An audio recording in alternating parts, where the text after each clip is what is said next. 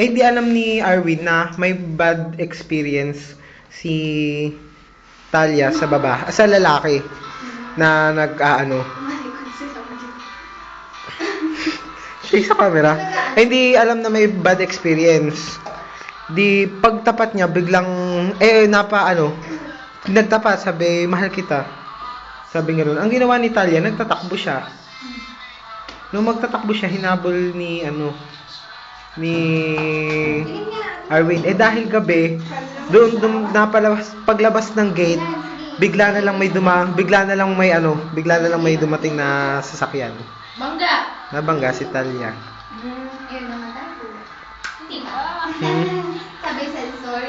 Tapos nung biglang sumigaw nagulat si Talia. Nagulat si Arwin. Oh. Tapos? Tapos dinampot niya Bagong ano eh. dinampot niya si Talia.